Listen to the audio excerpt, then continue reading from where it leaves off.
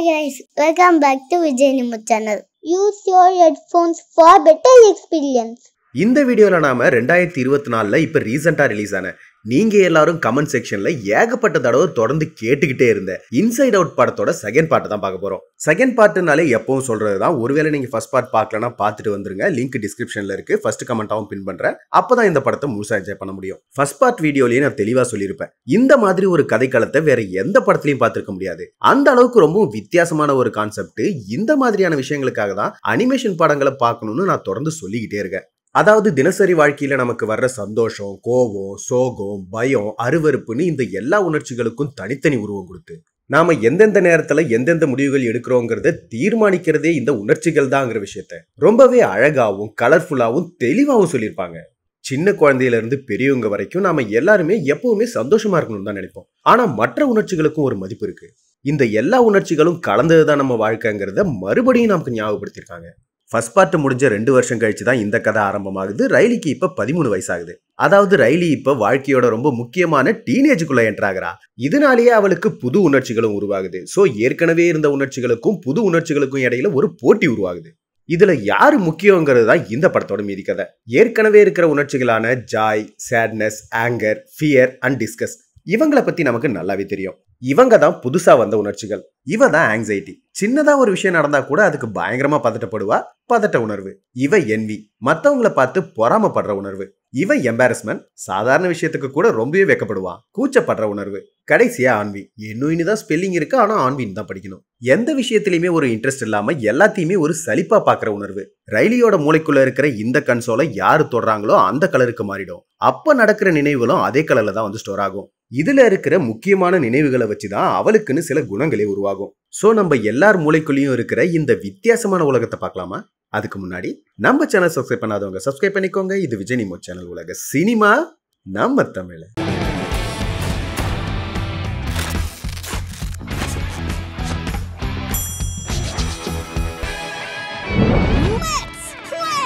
இந்த பார்ட்லயும் உள்ள இருந்து வெளியில வரும்போதுதான் டைட்டிலே போடுறாங்க. படத்தோட ஆரம்பத்துல ஒரு ஐஸ் ஹாக்கி மேட்ச் நடந்துகிட்டு இருக்கு. நம்ம ஹீரோயின் ரைலி ஆண்டர்சன் அங்கதான் விளையாடிட்டு இருக்கா. அப்பா அம்மா அவளை உற்சாகப்படுத்துறாங்க. அவளோட ஃப்ரெண்ட்ஸும் அவ கூட தான் விளையாடிட்டு இருக்காங்க. ரைலியோட மூளைக்குள்ள இருக்கிற உணர்வுகள் அவளுக்கு எப்படி எல்லாம் ஹெல்ப் பண்றாங்கிறத புரிய வைக்கிற மாதிரியே இங்க ஒரு சீக்வன்ஸ் வச்சிருக்காங்க. அதாவது ஜாய் அவளை ரொம்ப சந்தோஷமா விளையாட வச்சிட்டு இருக்கா. ஆங்கர் அவளை கோவப்படுத்தி சரியான நேரத்துல கோல் அடிக்க வைக்கிறான். ஃபியர் அவளுக்கு அடிப்படாதபடி ஆபத்துல இருந்து காப்பாத்துறான். அவசரத்துல இவ வேற ஒருத்தர் மவுத் கார்டை யூஸ் பண்ண டிஸ்கஸ் வந்து அதை தடுக்கிறா. எதேச்சியா ரைலி ஒரு ஃபவுல் பண்ணிட அவளை கேம்ல இருந்து வெளியே அனுப்பிச்சிடுறாங்க. இதனால சேட்னஸ் வந்து அவளை சோகமா உட்கார வச்சிடறா. ஆக்சுவலா ரைலி சமைக்கிறதுல சொதப்பினாலும் படிப்புல எப்பவுமே அவதான் டாப்பர். மத்தவங்க கிட்ட ரொம்பவும் அன்பா நடத்துப்பா. டீனேஜுக்கு வந்துட்டதுனால ரொம்பவும் வேகமா வளர்ந்துட்டு இருக்கா. அவளோட ஃபேவரட் ஷர்ட்டும் போச்சு. ரைலியோட குணங்களை தீர்மானிக்கிற தீவுகள்ல பெருசா எந்த மாற்றமும் இல்ல. எல்லாமே அப்படியே தான் இருக்கு. விளையாட்டு குணம், குடும்பத்துக்கான ஐலாண்ட், குறிப்பா சொல்லணும்னா அவளுடைய ஃப்ரெண்ட்ஷிப்புக்கான தீவு தான் இப்ப ரொம்ப பெருசா இருக்கு. ரைலியோட நினைவுகள்ல இருந்து இந்த தீவுகள் மட்டும்தான் உருவாகுதுன்னு நினைச்சுக்கிட்டு இருந்தோம். ஆனா அவளுடைய அடிமனசுல இருந்து இதே நினைவுகள் மூலமா சில நம்பிக்கைகளும் உருவாகுது. உதாரணத்துக்கு அவ ஒரு நல்ல தோழிங்கிற நம்பிக்கை. ஒரு தடவை அவ கிளாஸ்ல இருந்த ஒரு பொண்ணு சின்னதா சொதப்புனதுனால எல்லா பசங்களும் அவளை பார்த்து கிண்டலா சிரிக்கதான் செஞ்சாங்க. ஆனா ரைலி மட்டும்தான் இதே மாதிரி நானும் நிறைய தடவை சொதப்பி இருக்கேன்னு அவளுக்கு ஆறுதலா பேசி நட்பா பழகுறா. இந்த மாதிரி சில நம்பிக்கைகள் ஒன்னா சேர்ந்துதான் அவளை எப்பவுமே ஒரு நல்ல பொண்ணா உணர வைக்குது. ரைலி திரும்பவும் கேம்குள்ள வந்துட்டா. மேட்ச் முடிய கொஞ்ச நேரம் தான் இருக்கு. அதுக்குள்ள இவ கோல் போட்டாகணும். என்ன பண்ணலான்னு ஆளுக்கு ஒரு சஜஷன் சொல்ல ஜாய் மட்டும் நாம எதுவும் செய்ய வேணாம், இந்த விஷயத்த ரைலி அவளே பார்த்துப்பான்னு சொல்றாங்க. ஜாய் சொன்ன மாதிரியே ரைலி அவ மேல இருக்கிற முழு நம்பிக்கையோட விளையாடி சரியான நேரத்துல ஃப்ரெண்டுக்கு பாஸ் கொடுத்து கோலையும் போட்டு அந்த மேட்சை ஜெயிச்சிடறா.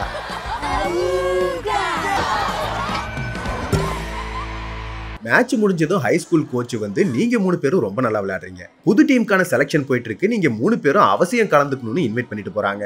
நான் பாக்குறது கனவா, என்ன யாராவது கில்லுங்க. நைட்டு வீட்டுல அப்பா அம்மா 2 பேரும் இன்னைக்கு நீ சூப்பரா விளையாண்டன்னு சொல்லி அவளை பாராட்டுறாங்க.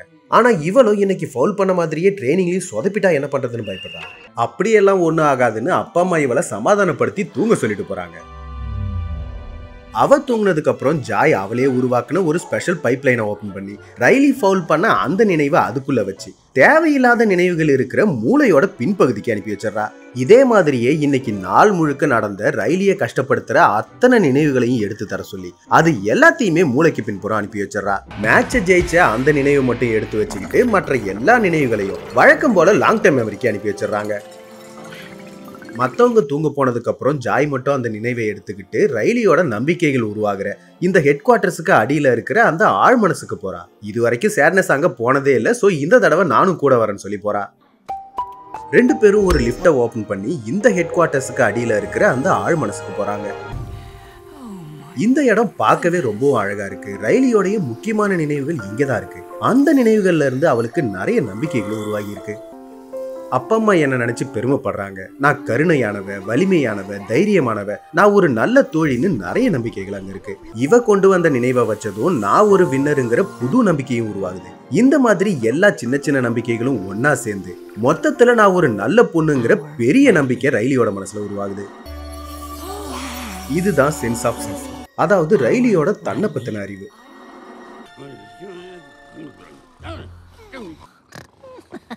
நைட்டு இவங்க எல்லாரும் தூங்கிக்கிட்டு இருக்கும்போது கன்சோல்ல இருந்து ஏதோ சத்தம் வரவே தூக்கம் கலைஞ்சு எந்திரிச்சு வந்து பாக்குறாங்க. பார்த்தா ரைலி பெரிய மனுஷி ஆயிட்டா.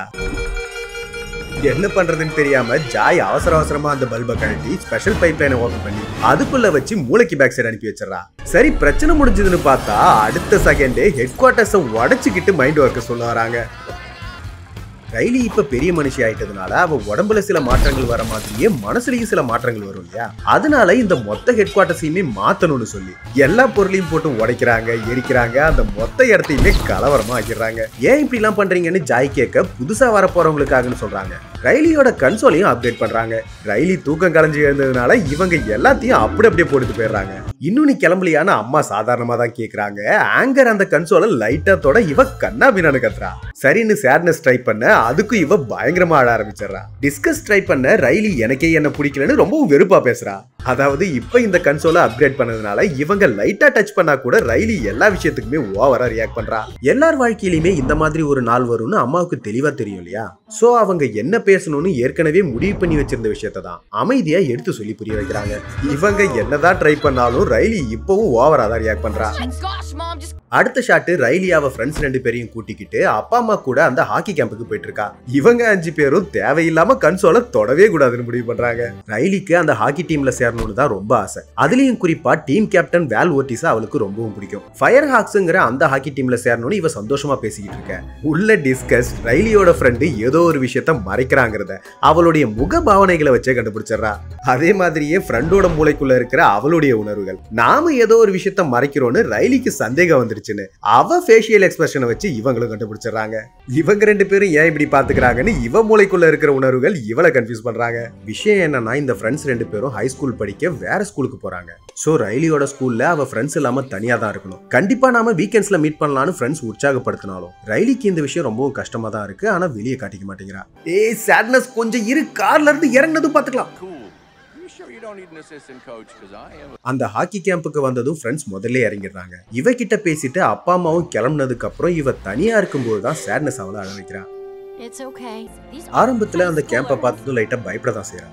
இவ ஃப்ரெண்ட்ஸை பார்க்க போகும்போது எதேச்சியா அந்த ஹாக்கி டீம் கேப்டனான வேல் ஓர்டிஸ் மேலே அடிச்சிடறா. அவளை பார்த்ததுமே ரைலி, நீங்க தானே வேல் ஓர்டிஸ், உங்களை எனக்கு ரொம்ப பிடிக்கும், நீங்க ரெக்கார்டு வச்சிருக்கீங்க, அப்படி இப்படின்னு படபடன்னு பேசிக்கிட்டே இருக்கா. பார்த்தா ரைலியோட கன்சோல் ஆரஞ்சு கலர்ல இருக்கு. அங்க ஒரு புது எமோஷன் வந்திருக்கா. இவதான் ஆங்ஸைட்டி, அதாவது பதட்ட உணர்வு. உங்களை எனக்கு ரொம்ப பிடிக்கும், காஃபி போட்டு கொடுப்பேன், உங்க பொருட்களை பார்த்துப்ப, நீங்க தூங்கும்போது ரசிச்சு பார்த்துட்டு இப்படி ஆங்ஸைட்டி ரொம்பவும் எனர்ஜெட்டிக்கா இருக்கா. நாங்க எங்க தங்கணும்னு கேக்குறா. என்ன நாங்களா? என் பேரு என்வி. உங்க முடி சூப்பரா இருக்கு. வாவ், வேலோட முடிய பாருங்கன்னு ரைலிய தொட வைக்க பாக்குறா. எம்பாரஸ்மெண்ட் வந்து அதை தடுத்துறான். இவன் யாரையும் நேருக்கு நேரா பார்க்கவும் மாட்டான், பேசவும் மாட்டான். மத்தபடி ரொம்ப நல்லவன். என் டீம்ல இருக்க மத்தவங்களை பார்க்க போலாம் வரியா?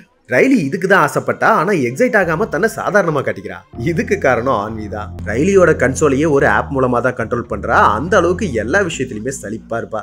இப்ப ஃப்ரெண்ட்ஸை பார்க்க போறதா வேல் கூட போறதான்னு குழப்பம் வரும்போது இப்போதைக்கு வேல் தான் நம்ம ஃபியூச்சர்னு சொல்லி ஆங்ஸைட்டி இவளை வேல் கூட போக வச்சிடறா.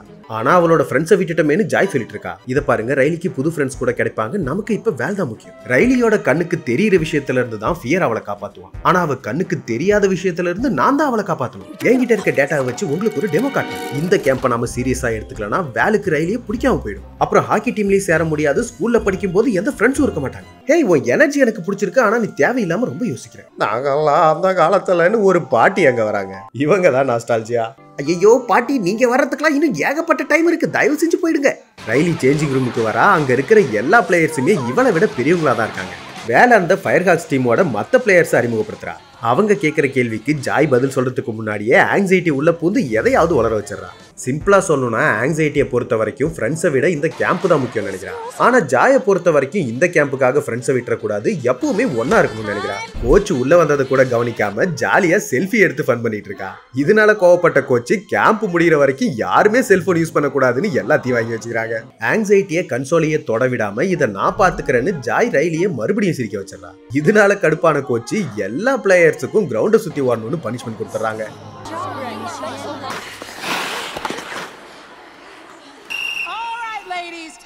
நம்மளால தானே எல்லாருக்கும் பனிஷ்மெண்ட் கிடைச்சதுன்னு ரைலி ஏற்கனவே கஷ்டப்படுறா. இதுல வேலோட டீம்மேட்ஸ் வேற ரைலி இப்படி சொதப்பிட்டாலேன்னு இவளை பத்தி தான் பேசிட்டு இருக்காங்க. எம்பாரஸ்மெண்ட் மொத்த கன்சோல் மேலேயே படுத்துறா. இதை நான் பாத்துக்கிறேன்னு சொல்லி ஆங்ஸைட்டி ஒரு ஐடியா பல்பை போட ரைலி வேலை மட்டும் ஃப்ரெண்டு பிடிச்சிட்டா போதும் இந்த பிரச்சனையை சமாளிச்சிடலான்னு முடிவு பண்ணி வேல் கிட்ட போய் என்ன மன்னிச்சிருங்க, நான் தெரியாம பண்ணிட்டேன்னு ரொம்ப ஃபீல் பண்ணி பேசுறா. வேல் ரொம்ப அமைதியா அதெல்லாம் ஒரு மேட்ரே இல்லை, ஃப்ரீயா விடு, கோச்சோட பார்வை ஓ மேலதான் இருக்குன்னு சந்தோஷப்படு, நீ நானும் ஒரே டீம்ல விளையாடலான்னு சொல்லிட்டு போறா. ஸோ ஆங்ஸைட்டி இந்த பிரச்சனையை சமாளிச்சதுனால எல்லாரும் அவளை பாராட்டுறாங்க. ஓகே, இனிமே நான் பாத்துக்கிறேன்னு ஜாய் சொல்ல, இல்ல இன்னும் கொஞ்சம் வேலை இருக்குன்னு இவ சொல்றா. கோச் எல்லா பிளேயர்ஸையும் 2 டீமா பிரிஞ்சு போக சொல்றாங்க. ரைலி அவ ஃப்ரெண்ட்ஸ் கூப்பிடுறாங்க, இன்னொரு பக்கம் வேல் அவ டீமுக்கு கூப்பிடுறா. ஆங்ஸைட்டி அவளை வேல் டீமுக்கு போக சொல்றா. ரைலி அவ ஃப்ரெண்ட்ஸுக்கு ப்ராமிஸ் பண்ணி கொடுத்துருக்கா, அந்த நம்பிக்கையை உடைக்க மாட்டான்னு ஜாய் சொல்றா. இதனால ஆங்ஸைட்டி துருத்துன்னு அந்த நம்பிக்கையே மூளையோட பேக் சைடுக்கு அனுப்பி வச்சிடறா.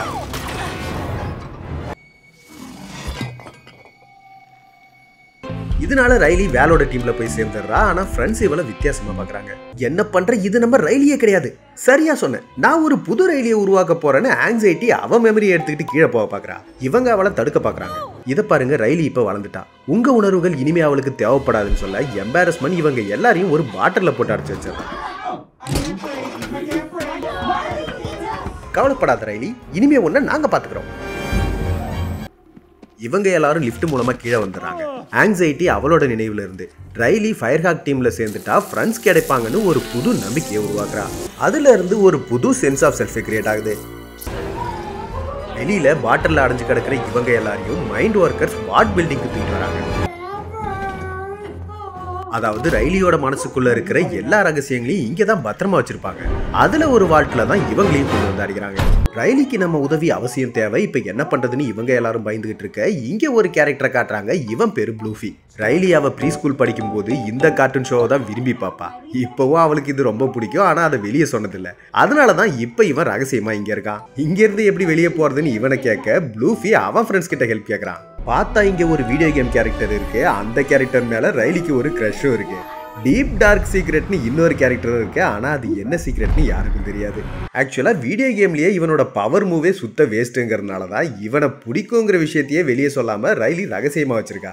சோ கண்டிப்பா இவனால இவங்களை காப்பாற்ற முடியாது. இருந்தாலும் ட்ரை பண்றான், சுத்தமா வேலைக்காகல. ஆனா டார்க் சீக்ரெட் சிம்பிளா ஒரே பஞ்சில அந்த பாட்டிலே உடைச்சிடறான். லூஃபி இடுப்புல இருக்கிற பவுச் ஆக்டிவேட் ஆகணும்னா எல்லாரும் சேர்ந்து பவுச்சுன்னு கத்தணும். இவங்களும் கத்துறாங்க, அதுவும் ஆக்டிவேட் ஆயிடுது. அதுக்குள்ள இருந்து ஒரு பாம் கிடைக்க மொத்த வாழ்க்கையே வெடிக்க வச்சு இவங்க எல்லாரும் வெளியில வந்துடுறாங்க. ஆனா இந்த டார்க் சீக்ரெட் மட்டும் நான் வெளியே வரக்கூடாதுன்னு அவனே உள்ள போய் கதவையும் சாத்திக்கிறான். ஆனா மைண்ட் ஒர்க்கர்ஸ் இவங்களை பாத்துறாங்க. இந்த வீடியோ கேம் கேரக்டர் ஏதோ ஒரு நம்பிக்கையில வழக்கம் போல உருண்டு போக அங்க ஏதோ நடந்து மைண்ட் ஒர்க்கர்ஸ் எல்லாரும் அவங்களே வால்ட்டுக்குள்ள போய் மாட்டிக்கிற மாதிரி ஆயிடுது. வால்ட்ல இருந்து வெளியில வந்த இவங்க எல்லாரும் ஹெட் குவார்ட்டர்ஸ்க்கு போறதுக்கு முன்னாடி ரைலிக்கு அவ யாருன்னு புரிய வைக்கணும்னா அவளோட சென்ஸ் ஆஃப் செல்ஃப் கண்டிப்பா தேவைங்கிறதுனால அதை எடுக்கிறதுக்காக மூளையோட பின்புறத்தை நோக்கி போயிட்டு இருக்காங்க. அதாவது பக்கத்துல இருக்கிற உணர்வுகளின் நீரோடையில மிதந்து போனா மூளையோட பின்புறத்துக்கு சீக்கிரமா போயிடலாம். அங்க இருக்கிற சென்ஸ் ஆஃப் செல்ஃபை மறுபடியும் ஹெட் குவார்ட்டர்ஸ்லயே கொண்டு வந்து வச்சுட்டா எல்லா பிரச்சனையும் முடிஞ்சிருங்கிறது தான் இவங்களோட பிளான். ஆனா லாங் டைம் மெமரியை சேவ் பண்ணி வைக்கிற இந்த இடத்துலயும் நிறைய சேஞ்சஸ் பண்ணி வச்சிருக்காங்க. வழியெல்லாம் அடைச்சு வச்சிருக்காங்க. இப்ப எப்படி போகணும்னு தெரியல. ரைலியும் இன்னைக்கு தூக்கத்துல இருந்து சீக்கிரமாவே எந்திரிச்சிடறா. என்னடான்னு பார்த்தா ஹாக்கி டீம்ல செலக்ட் ஆகணுங்கிறதுக்காக இந்த ஆங்ஸைட்டி தான் அவளை சீக்கிரமா எழுப்பி விட்டு பயங்கரமா பிராக்டிஸ் பண்ண வச்சிட்டு இருக்கா.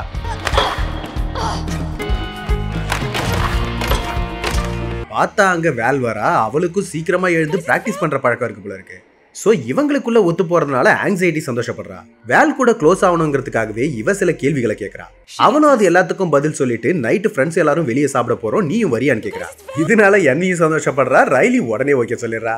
மேட்ச் டைம் ஆனதுனால எல்லாருமே வந்துடுறாங்க. ரைலி அவ ஃப்ரெண்ட்ஸை கண்டுக்கவே மாட்டேங்கிறா. காலையிலேயே சீக்கிரமா எழுந்ததுனால தனக்கு பசிக்குதுன்னு சொல்லிட்டு இருக்கா. இதனால உணர்வுகளுக்கான நீரோடையில ஃபுல்லா சாப்பாட்டு ஐட்டமா மறந்து போயிட்டு இருக்கு.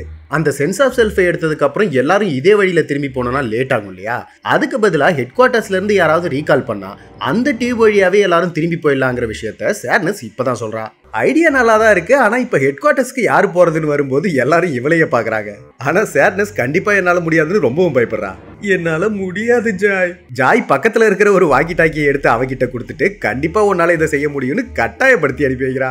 வேல் ரைலிக்கு சுத்தமா பிடிக்காத ஒரு சாக்லேட்டை கொடுத்தா கூட வேலுக்கு நோ சொல்லக்கூடாதுங்கிறதுனால என்வி அதையே வாங்கி சாப்பிட வைக்கிறா. இதனால கொஞ்ச நேரத்துக்கு முன்னாடி பீஸாலாம் போய்கிட்டு இருந்த அதே நீரோடையில இப்ப அவளுக்கு சுத்தமா பிடிக்காத பிரக்கோலி எல்லாம் போயிட்டு இருக்கு. ஹெட் குவார்ட்டர்ஸ்ல என்னதான் பண்ணிட்டு இருக்காங்களோன்னு புலம்பிக்கிட்டு வேற வழி இல்லாம இவங்களும் அதுல ஏறிடுறாங்க. ஹாக்கி நல்லா விளையாண்டா போதும் நமக்கு ஃப்ரெண்ட்ஸ் கிடைப்பாங்கிற நம்பிக்கையை ஆங்ஸைட்டி மறுபடியும் உருவாக்குறா. இவனும் கோல் அடிக்கிறா, மற்றவங்களும் இவகிட்ட வந்து பேசுறாங்க. மேட்ச் முடிஞ்சதுக்கு அப்புறம் ஃப்ரெண்ட்ஸ் எல்லாரும் வெளியில கிளம்பும் போது கோச்சோட ரூம்ல ஒரு ரெட் கலர் நோட் புக் இருக்கிறத பாக்குறாங்க. நம்ம கோச் அந்த நோட் புக்ல தான் எல்லா பிளேயர்ஸை பத்தியும் எழுதியிருப்பாங்கன்னு இவங்க சொல்றாங்க. உள்ள இவங்க ரெண்டு பேரும் கோச் அந்த நோட்ல என்ன எழுதியிருப்பாங்க, ஒருவேளை டீம்ல செலக்ட் ஆகலாம்னா என்ன பண்றதுன்னு பதட்டமா பேசிட்டு இருக்காங்க. இன்னைக்கு மேட்ச்ல ரைலி நல்லா தான் விளையாண்டா, இருந்தாலும் இவங்க நல்ல விதமா யோசிக்க மாட்டேங்கிறாங்க, தப்பு தப்பா தான் யோசிக்கிறாங்க. அவங்க கூட நடந்து போகும்போது அவங்க கையையும் ரைலி கையையும் கம்பேர் பண்ணி என்வி ஓவரா யோசிக்கிறா. அவங்க எதுக்கு சிரிக்கிறாங்கன்னே தெரியாம ஆங்ஸைட்டி இவளை சிரிக்க வச்சிடறா. அவங்க ஒரு மாதிரியா பார்த்ததும் இவ எம்பாரசிங்கா ஃபீல் பண்றா. ஆக மொத்தத்துல ஹெட் குவார்ட்டர்ஸ்ல பயங்கரமா சொதப்பிக்கிட்டு தான் இருக்காங்க. ஃபியர் ஒரு பக்கம், ஆங்ஸைட்டி வேற பிளான் போட்டிருப்பா, இப்படி பண்ணிருப்பா அப்படி பண்ணிருப்பான்னு அவளை பத்தியே தான் பேசிக்கிட்டு இருக்கான்.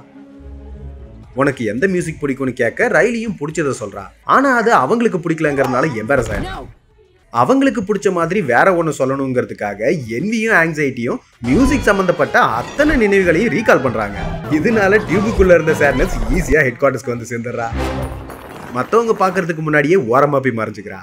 அவங்களுக்கு பிடிச்ச மாதிரி ஒரு மியூசிக்கை இவங்க தேடிட்டு இருக்காங்க. இப்பவும் அதே மியூசிக் தான் கேட்கறியான்னு இவங்க கேட்க ஆன்வி உள்ள வந்து தனக்கு பிடிச்ச மியூசிக்கையே பிடிக்காத மாதிரி கிண்டலா பேச வச்சிடறா. இதனால கிண்டல் பண்ற குணத்துக்குன்னே ஒரு பெரிய விரிசல் உருவாகுது. நல்ல வேளை இவங்க அதுல இருந்து தப்பிச்சிடறாங்க.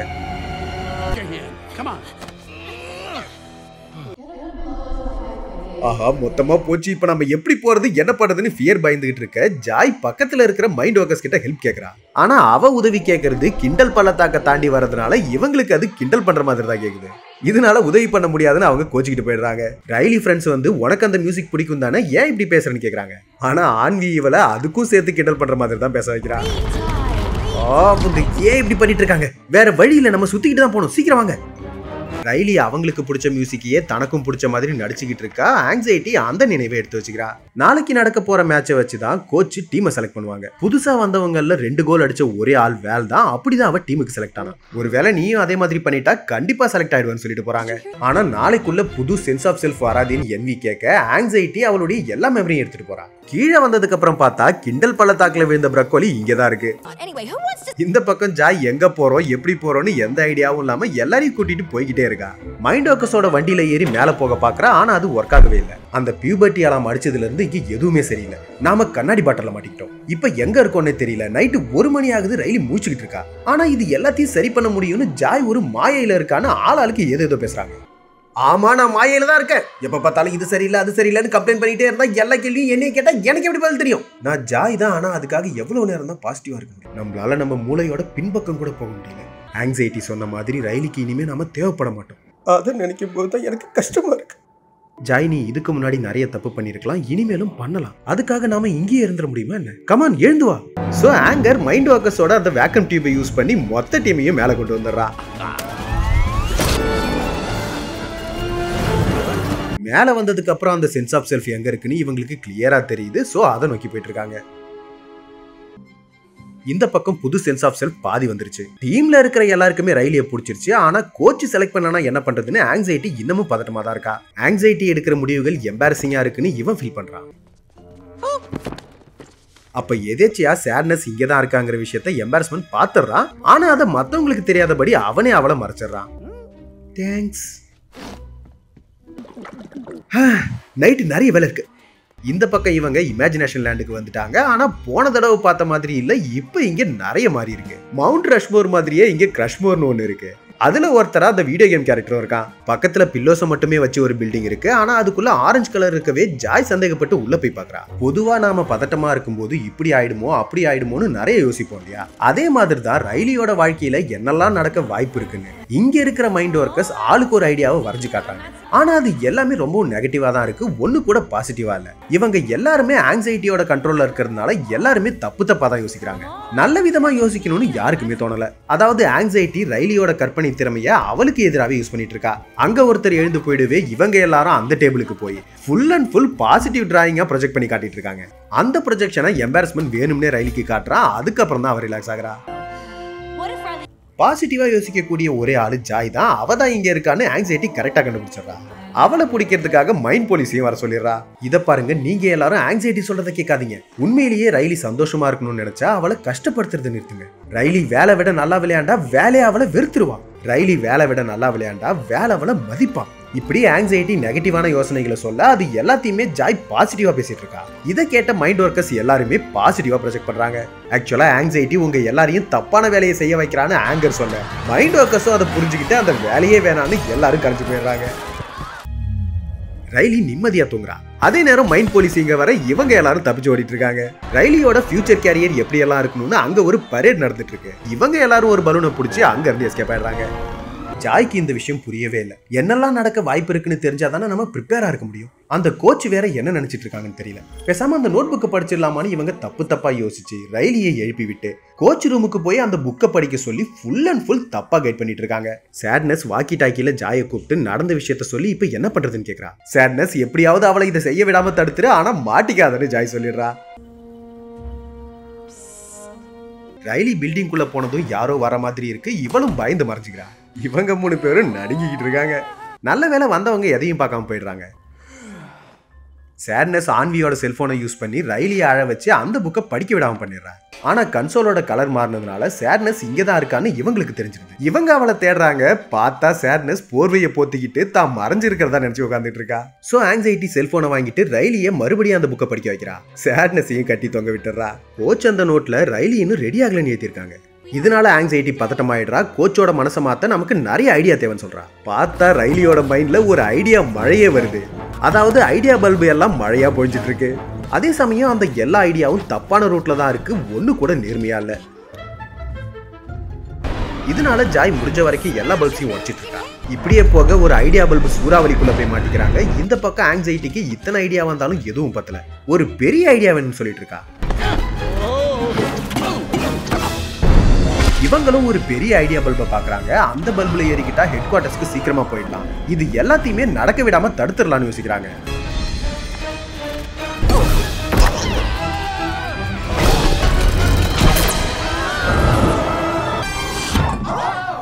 ஆனா அந்த பல்பு மட்டும்தான் உள்ள போகுது. இவங்க யாருமே உள்ள போல. ஃபியர் எல்லாத்துக்குமே பயப்படுவா இல்லையா? சோ இவங்கிட்ட ஒரு பேராஷூட்டும் இருக்கு.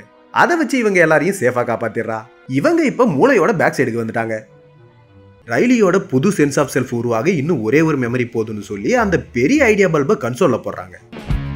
பார்த்தா ஃபயர் ஹாக் டீம்ல இருக்கிற மத்தவங்கள மாதிரியே ரைலியும் தன்னோட முடியில ரெட் கலர் அடிச்சுக்கிறா. வேலும் இதை பார்த்து நல்லா இருக்குன்னு பாராட்டி பேசுறா. ஆங்ஸைட்டி வேல் 2 கோல் தான் அடிச்சா, நம்ம 3 அடிப்போன்னு முடிவு பண்ணிட்டு வேல் ரைலியை பாராட்டினா அந்த நினைவை எடுத்துக்கிட்டு மறுபடியும் கீழே போறா. இந்த பக்கம் இவங்க மூளையோட பேக் சைடுக்கு வந்துட்டாங்க. ஜாய் தேவையில்லைன்னு நினைச்சு தூக்கி போட்ட மெமரி பால்ஸ் எல்லாம் இங்க ஒரு மலை மாதிரி இருக்கு. இந்த அளவுக்கா தூக்கி போட்டிருக்கோன்னு இவளுக்கே ஆச்சரியமா இருக்கு. இந்த பக்கம் ஆங்ஸைட்டி கடைசி மெமரியை வச்சு புது சென்ஸ் ஆஃப் செல்ஃபையை உருவாக்கிடுறா.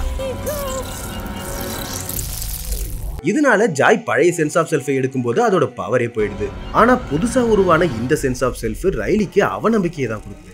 ஏன்னா இந்த சென்ஸ் ஆஃப் செல்ஃப் உருவானதே ஆங்ஸைட்டியோட பதட்டமான முடிவுகள்ல இருந்து தான். அதாவது ஃப்ரெண்ட்ஸை ஒதுக்கி இருக்கா, பிடிச்ச விஷயத்த பிடிக்கலன்னு சொல்லியிருக்கா, பொய் சொல்லியிருக்கா, கோச் ரூமுக்கு திருட்டுத்தனமா போயிருக்கா. உண்மையிலேயே அவ திறமை மேல நம்பிக்கை இருந்தா இந்த மாதிரிலாம் செஞ்சிருக்க மாட்டா இல்லையா? சோ நாம ஒரு நல்ல பிளேயர் இல்லையோன்னு அவளுக்கே அவன் மேல சந்தேகம் வந்துருது. சேட்னஸ், நாங்க சென்ஸ் ஆஃப் செல்ஃபை எடுத்துட்டோம், சீக்கிரம் எங்களை ரீகால் பண்ணு. ரைலி அவநம்பிக்கையா ஃபீல் பண்றதுனால எம்பாரஸ்மெண்ட் அதை தடுக்க பாக்குறா. சேட்னஸ்க்கு ஹெல்ப் பண்றா. கரெக்டா சேட்னஸ் ரீகால் பண்ணும்போது ஆங்ஸைட்டி பார்த்துறா. இதனால அந்த மொத்த பைப் லைனையும் உடைச்சு விட்டுறா.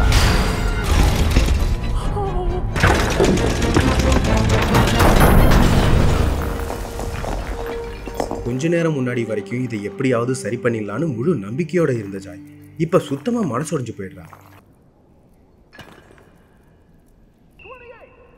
ஃபர்ஸ்ட் பார்ட்ல வந்த மாதிரியே அங்க இருக்கிற மெமரி பால்ஸை எடுத்து ரிவர்ஸ் பண்ணி அதுல இருந்து ஏதாவது ஐடியா கிடைக்குதான்னு பாக்குறா. அப்பவும் இவளுக்கு எதுவும் புரியல. இப்ப என்ன பண்றதுன்னே தெரியாம ரொம்பவும் கஷ்டப்படுறா. இவங்க இப்ப நாம என்ன பண்றதுன்னு கேக்குறாங்க. எனக்கே தெரியல. ஒருத்தர் வளர வளர அவங்க வாழ்க்கையில ஆங்ஸைட்டி தடுக்க முடியாத ஒண்ணா இருக்கலாம், ஜாய் குறையக்கூடிய ஒண்ணா இருக்கலாம். ஆனா ஒண்ணு மட்டும் தெரியும், நம்ம ரயிலியாவே இருக்கணும்னா இந்த சென்ஸ் ஆஃப் செல்ஃபை ஹெட் குவார்ட்டர்ஸ்க்கு கொண்டு போய் ஆகணும், அதுவும் சீக்கிரமா. இந்த பக்கம் மேட்ச் ஸ்டார்ட் ஆயிடுது. இவ திறமை மேல இவளுக்கே சந்தேகம் வந்ததுனால ரொம்பவும் ஆக்ரோஷமா நடந்துக்கிறா. மத்தவங்களுக்கு பாஸ் கொடுக்காம இவளே கோல் போடுறா. ஒன்னு போட்டாச்சு, இன்னும் 2 தான். இங்க இருந்து ஹெட் குவார்ட்டர்ஸ்க்கு சீக்கிரமா போகணும்னா நாம பவுச்சியை கூப்பிடலான்னு ஆங்கர் சொல்ல எல்லாரும் கூப்பிடுறாங்க.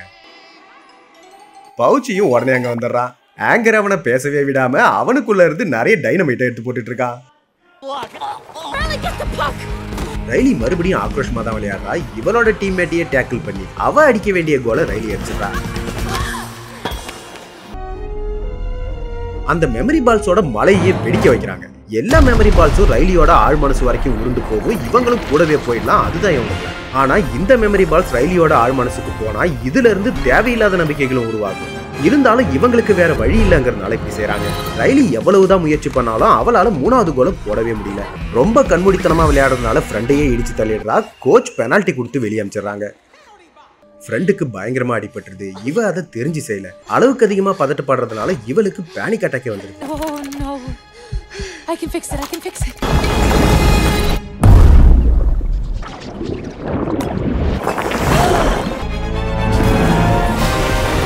இவங்க நினைச்சபடியே எல்லாரும் ஆழ் மனசுக்கு வந்துடுறாங்க.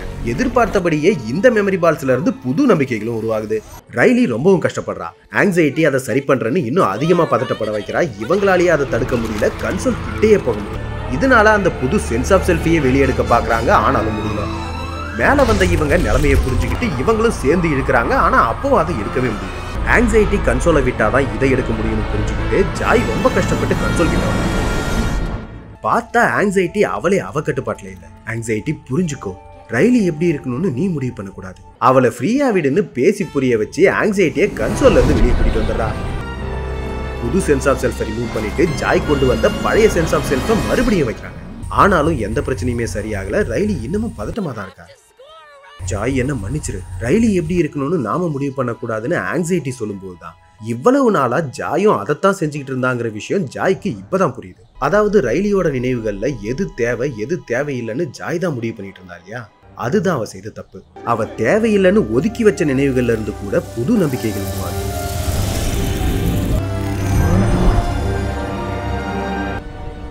ஜாய் பழைய சென்ஸ் ஆஃப் செல்ஃபையும் வெளியேற்றான்.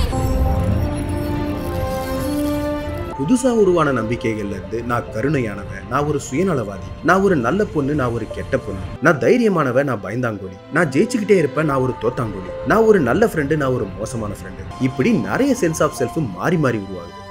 இது எல்லாத்தையும் பார்த்ததுக்கு அப்புறம் தான் ஜாய்க்கு ஒரு விஷயம் புரியுது. நாம எல்லாருமே எப்பவுமே சந்தோஷமா இருக்கதான் நினைப்போம். ஆனா அது மட்டுமே வாழ்க்கை இல்லை. எல்லா உணர்ச்சிகளும் கலந்ததுதான் வாழ்க்கை. ரைலி எல்லா உணர்ச்சிகளையும் புரிஞ்சுக்கும் போதுதான் அந்த பேனிக் அட்டாக்ல இருந்து சரியாகிறா.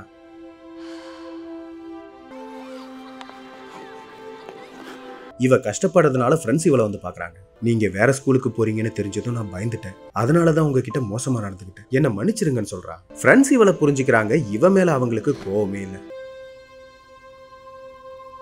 ரைலியோட மனசு இப்ப ரொம்பவும் அமைதியா இருக்கு, திருப்தியா ஃபீல் பண்றான். ஜாய் உடம்புல இருந்த பார்ட்டிகிள்ஸ் தானாவே கன்சோலை நோக்கி போகுது. சோ ரைலி இப்ப சந்தோஷமா இருக்க ஆசைப்படுறா. அதனாலதான் இப்படி நடக்குது.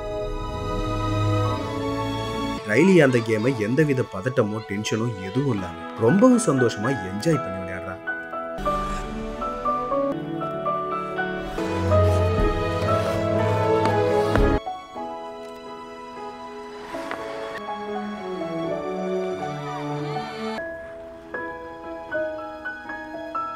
அடுத்த ஷாட் கேம்ப் முடிஞ்சு ஹைஸ்கூல்ல காட்டாங்க. ரைலி டீம்ல செலக்ட் ஆயிட்டாலா இல்லையான்னு கோச்சோட மெசேஜ்காக வெயிட் பண்ணிட்டு இருக்கா. இந்த ஆங்ஸைட்டி ஒருவேளை அவ செலக்ட் ஆகலன்னா அப்பா அம்மா கஷ்டப்படுவாங்க, மியூசிக் கிளாஸ் தான் போகணும்னு மறுபடியும் பதட்டமா பேசிட்டு இருக்கா. சரி ஆங்ஸைட்டி கொஞ்சம் பொறுமையா இரு, இதெல்லாம் நாங்க பாத்துக்கோம், நீ கொஞ்சம் ரெஸ்ட் எடுன்னு சொல்லி ஆங்ஸைட்டியை ஒரு மசாஜ் சேர்ல உட்கார வைக்கிறா. டீம்ல செலக்ட் ஆகிற விஷயத்த நாம கண்ட்ரோல் பண்ண முடியாது, நம்ம கண்ட்ரோல்ல இருக்கிற வேற எதையாவது சொல்லுன்னு கேக்குறா. ஓ அப்படியா, நாளைக்கு ஒரு டெஸ்ட் இருக்கு, அதுக்கு படிக்கணும்னு ஆங்ஸைட்டி சொல்றா. சூப்பர் ஆங்ஸைட்டி, இப்படிதான் இருக்கணும்னு எல்லாரும் பாராட்டுறாங்க.